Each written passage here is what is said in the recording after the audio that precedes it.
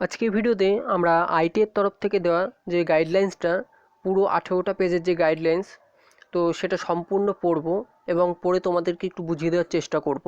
তো ভিডিওটা অবশ্যই সবাই শেষ পর্যন্ত দেখবে, আর যে চ্যানেল নতুন হয়ে থাকে অবশ্যই সাবস্ক্রাইব করে পাশে বেল আইকনটা প্রেস করে নেবে, যাতে করে এইরকম ভিডিও নোটিফিকেশন তোমাদের কাছে সবার আগে পৌঁছে। তার কথা না বলে আমরা শুরু করব। দেখো, প্রথম যেটা রয়েছে সেটা 15 তারিখে। তো 14/8/2020 তারিখ পর্যন্ত যে সকল আবেদনকারীরা তাদের তথ্য যাচাই করা হয়েছে তাদের তালিকা ওয়েবসাইটে প্রকাশ করা হবে, যেটা তোমরা অলরেডি দেখে ফেলেছো। তো এটা বিশেষত বলার মতো কিছু নেই। তারপর দেখো 21 তারিখে আরেকটা লিস্ট দেওয়া হবে, সেখানে 15/8/2020 থেকে 20/8/2020 পর্যন্ত যারা তথ্য যাচাই করবে তাদের তালিকা আবার ওয়েবসাইটে প্রকাশ করা হবে। তো এটা কেন দেওয়া হচ্ছে, এটা হচ্ছে যদি তোমাদের ফর্মে কোনো রকম ভুল থেকে থাকে তো সেই ভুলটাকে ঠিক করার জন্য এটাই লাস্ট সুযোগ। তো তার জন্য এই জিনিসটা করা হচ্ছে। তো 24 তারিখে দেখো, যে সকল আবেদনকারীদের নাম 15/8/2020 এবং 21/8/2020 তারিখে ওয়েবসাইটে প্রকাশ করা হয়েছে তাদের চয়েস ফিলিংয়ের জন্য ওয়েবসাইটে লিঙ্ক দেওয়া হবে। তারপরে অনলাইনে চয়েস ফিলিংয়ের লিঙ্ক 9/9/2020 তারিখ মধ্যরাত্রি পর্যন্ত খোলা থাকবে। মানে এই দুটো ডেটে যাদের লিস্টে নাম থাকবে তো তারা এই 24 তারিখ থেকে চয়েস ফিলিং করতে পারবে। তারপরে আবেদনকারীরা তাদের চয়েস ফিলিং প্রয়োজন মতো পরিবর্তন করতে পারবে যতক্ষণ না চয়েস ফিলিং লিঙ্কটি বন্ধ করা হচ্ছে। লিঙ্কটি বন্ধ করার পরে আবেদনকারীরা তাদের প্রদত্ত চয়েস ফিলিংয়ের প্রিন্ট আউট নিতে পারবে। যদি কোনো আবেদনকারী তার প্রদত্ত চয়েস ফিলিংটি লক না করে তবে সেটি 9/9/2020 তারিখে মধ্যরাত্রির পরে নিজে থেকেই লক হয়ে যাবে। তো আমি যেটা তোমাদেরকে বলেছিলাম যে ফর্মটা কিন্তু কেউ লক করবে না, চয়েস ফিলিং করার পরে কেউ লক করবে না জিনিসটা। তো দেখো এই পাশে বলা রয়েছে আবেদনকারীদের প্রদত্ত চয়েসগুলি প্রথম 3 দফার কাউন্সেলিংয়ের জন্য গ্রহণযোগ্য হবে।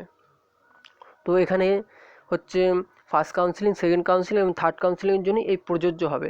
তুমি যেটা 24 তারিখে যে কাউন্সেলিংটা করবে, 24 তারিখে যে কলেজটা সাজাবে, তো সেটা প্রথম 3টে কাউন্সেলিংয়ের জন্য প্রযোজ্য হবে। তারপরের ফোর্থ কাউন্সেলিংয়ে যদি তুমি পার্টিসিপেট করতে চাও তাহলে তোমাকে কি করতে হবে, আবার নতুন করে কলেজ সাজাতে হবে।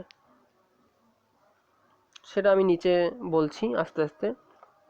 তো 31/8/2020 অনলাইনে ফর্ম ফিল আপ ফি প্রদানের প্রয়োজনীয় তথ্যাবলী আপলোডের শেষ তারিখ। তারপরে 3/9/2020। তো 21/8/2020 থেকে 31/8/2020 তারিখ পর্যন্ত যে সকল আবেদনকারী তথ্যবলী যাচাই করা হবে তাদের তালিকা ওয়েবসাইটে প্রকাশ করা হবে আবেদনকারী দেখার জন্য। তো দেখো 3টে দফায় তোমাদেরকে লিস্ট দেওয়া হচ্ছে। তো চেক লিস্ট এটা, তো এটাও সংশোধনের জন্য। তো দেখো 5 তারিখে যে ডেটটা দিয়েছে, তো এম এবং ই গ্রুপের চূড়ান্ত মেধা তালিকা প্রকাশ করা হবে এবং আবেদনকারীর নিজস্ব লগ ইনে মেধা কার্ড উপলব্ধ হবে। মানে 5 তারিখে তোমরা নিজেদের মেরিট লিস্ট দেখতে পাবে এবং মেরিট লিস্ট দেখতে পাওয়ার সাথে সাথে তোমরা র্যাঙ্ক কার্ডটাও ডাউনলোড করে নিতে পারবে, কোনো অসুবিধা নেই।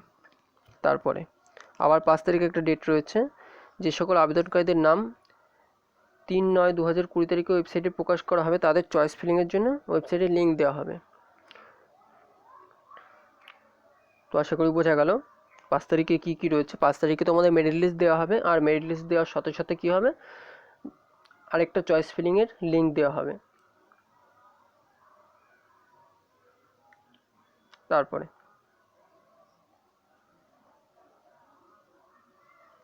তো এখানেও একই কথা বলা রয়েছে যে রাত্রি 12টার পরে নিজে থেকেই লক হয়ে যাবে, তো সেই একই কথা। তারপরে 6/9/2020। তো 6/9/2020 তারিখে কী হবে,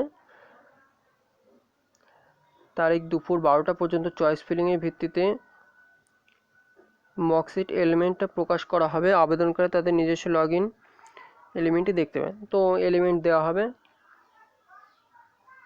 তারপরে 9/9/2020 WBSCBT পোর্টাল থেকে চয়েস ফিলিংয়ের শেষ তারিখ রাত্রি 12টা পর্যন্ত। মানে 9 তারিখ রাত্রি 12টা পর্যন্ত তুমি লাস্ট চয়েস ফিলিং করতে পারবে, তারপরে আর চয়েস ফিলিং করতে পারবে না।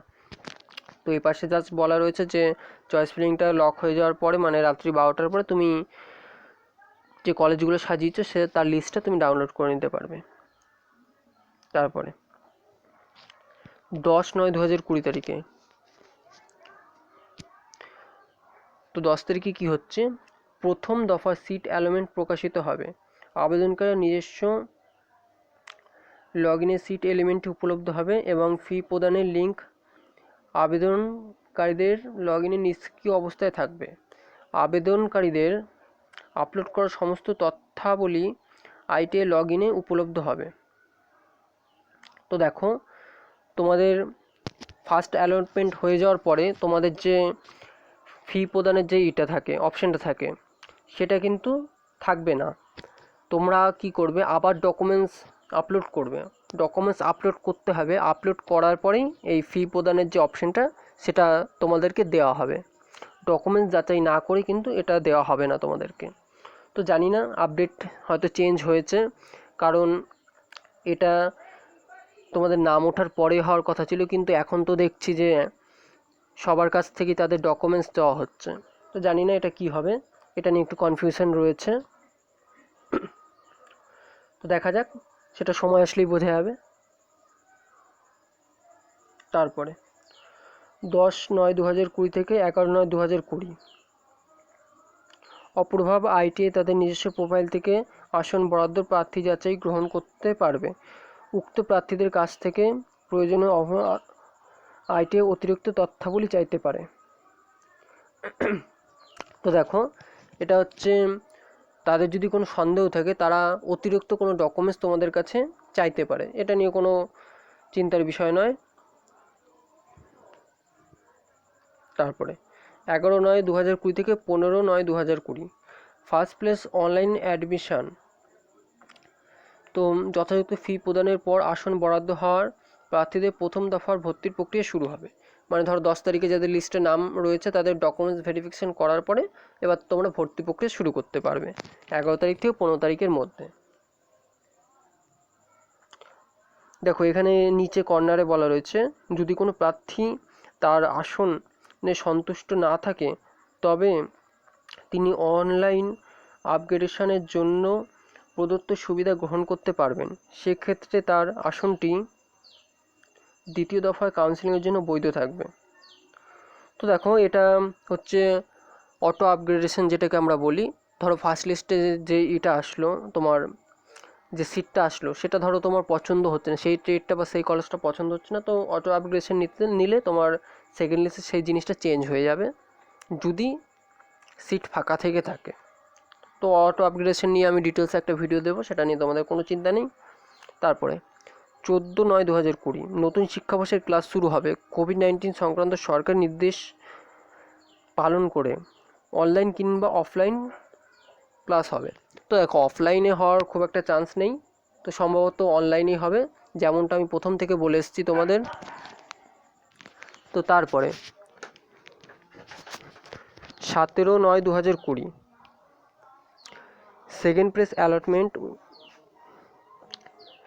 মানে দ্বিতীয় দফার কাউন্সেলিং শুরু হবে। তো এটাও একই ব্যাপার, প্রথম দফার কাউন্সেলিংয়ে তোমাদের যা যা হবে সেটাও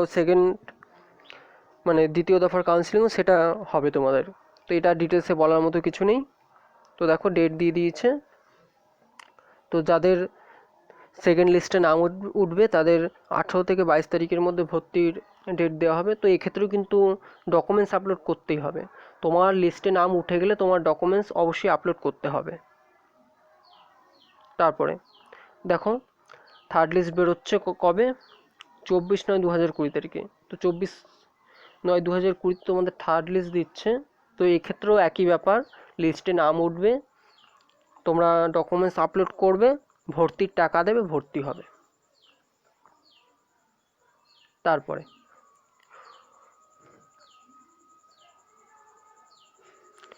25/9/2020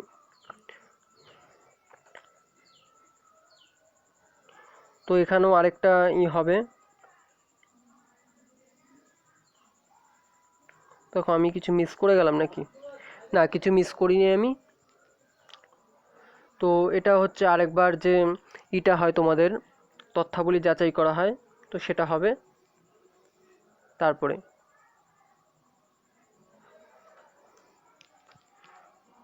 মোটামুটি 1/10/2020 1/10/2020 থেকে 7/10/2020 চতুর্থ কাউন্সিলিংয়ের মাধ্যমে অবশিষ্ট আসনে ভর্তির জন্য নতুনভাবে চয়েস ফিলিং শুরু হবে। মানে যেটা আমি প্রথমে বললাম যে তোমরা 24 তারিখে যে কাউন্সিলিংটা করবে মানে চয়েস ফিলিংটা করবে সেটা প্রথম 3টে লিস্টের জন্যই বরাদ্দ হবে। তুমি যদি চতুর্থ লিস্টে মানে 4th লিস্টে যেতে চাও তাহলে কি করতে হবে, তোমাকে আবার নতুন করে কাউন্সিলিং করতে হবে। তো সে তার ডেটটা দিয়েছে 1/10/2020 থেকে 7/10/2020 পর্যন্ত। তো আশা করি বোঝা গেল। তারপরে 8/10/2020 কী হবে, 4th লিস্ট বেরোবে তোমাদের। তো 4th লিস্টের লিস্ট বেরোনোর পরে এই যে ধাপগুলো লিস্ট বেরোবে, তোমাদের আর ডকুমেন্টস ভেরিফিকেশান করবে, আবার ডকুমেন্টস ভেরিফিকেশান করে তোমরা টাকা দেবে, কলেজে ভর্তি হবে। তো এটা কিন্তু সমস্ত ক্ষেত্রে 1st list, 2nd list, 3rd list, 4th list, তোমার যে কটা লিস্ট সমস্ত ক্ষেত্রে এই একই জিনিস প্রযোজ্য। তারপরে আর কি রয়েছে, তো যেটা বললাম ওই ডকুমেন্টস ভেরিফিকেশান করবে।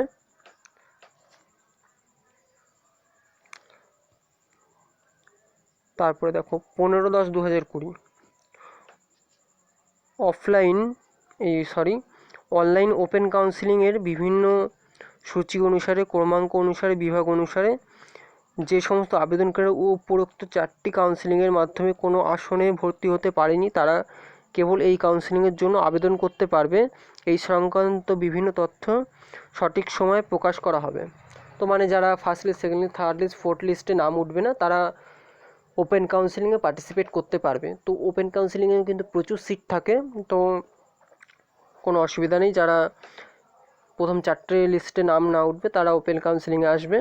তো ওপেন কাউন্সিলিং প্রতি বছর অফলাইনই হয়, তো এই বছর সম্ভবত অনলাইনেই হবে। তো অনলাইনে হওয়া ছাড়া আর কোনো উপায় নেই। তো আশা করি বোঝা গেল। এই ছিল আজকের ভিডিও।